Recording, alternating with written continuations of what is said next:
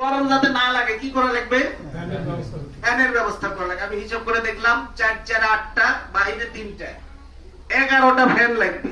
তো 2টা ফ্যান একজন দিতে চেয়েছেন। লা তাকুলু মা লা তাফালুন, যেটা নিজে করো না সেটা অন্যকে বলো না। তো আমি যদি না দিই আপনাদেরকে বলতে পারবো? তো ইনশাআল্লাহ আমি নিয়ত করে ফেলেছি এই মসজিদে আসার সাথে সাথে যে আসার পহেলা রমজান আল্লাহ তাআলা যদি আমাকে তৌফিক দান করেন আমি একটা ফ্যান এই মসজিদের জন্য দিব। তাহলে 3টা হয়ে গেল, 11টার ভিতর 3টা হয়ে গেল, আর কয়টা থাকে? 8টা ফ্যান। ইনশাআল্লাহ না বলতে আমার ভাতিজা মাহাতা ও একটা ফ্যান দিতে চাইছে। আলহামদুলিল্লাহ কয়টা হলো? 4টা।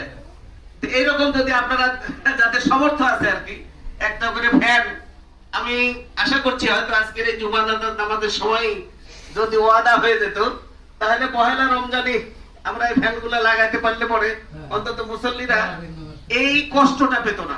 শোনেন, আমি প্রত্যেক জানাজার নামাজেই আল্লাহ রাসূলের একটা হাদিস বলে থাকি, সেটা হচ্ছে আমরা যে এখন বেঁচে আছি 1 ঘন্টা পরে বেঁচে থাকবো এর গ্যারান্টি আছে ভাই? নাই। মারা যাব, আমি মারা গেলে আমার সমস্ত আমল কি হয়ে যাবে? বন্ধ হয়ে যাবে। কিন্তু 3টা আমল বন্ধ হবে না। এই মুফতি সাহেব এখানে আছেন। কয়টা আমল বলেন? 3টা। একজন মুসলমান এটা মুখস্থ রাখতে হবে, আমি মারা যাব কিন্তু আমি মারা যাওয়ার পরে আমার কবরে যেন সওয়াব পৌঁছে। এটা কে চান না বলেন? সবাই চায়। সবাই চাই। এর একটা হচ্ছে ওলাদুন সালেহুন, নেক সন্তান, সে ছেলে হোক আর মেয়ে হোক।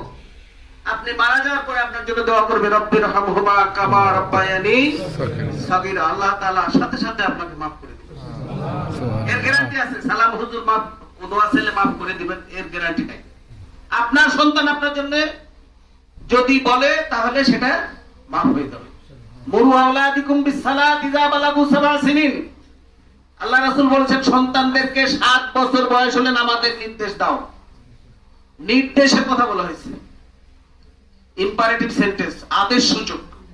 বলেন তো 7 বছর বয়সে আপনার কোন সন্তান যদি 5 ওয়াক্ত নামাজি হয়ে যায় ওই সন্তান পিতামাতার অবাধ্য হবে না? এই যে কাছে মসজিদ হয়েছে আমাদের জন্য সুযোগ হয়েছে না ভাই?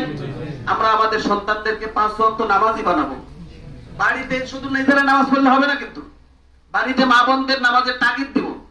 এই সন্তান যদি আপনার নেক সন্তান হয়ে যায় আপনি কিয়ামত পর্যন্ত কবরের সাজা পেতে থাকুন। সুবহানাল্লাহ। তাহলে আমরা নেক সন্তান তৈরি করব না? ইনশাআল্লাহ। 2 নাম্বার হচ্ছে এমন জ্ঞান, এমন ইলম মানুষকে দিয়ে যাবেন যেটা জারি থাকে, যে ইলম, যে জ্ঞান মানুষকে উপকার করে। আজ মানুষ জাহান্নামে চলে যাচ্ছে, আপনি ভালো জ্ঞান দিলেন ভাই তুমি জাহান্নামে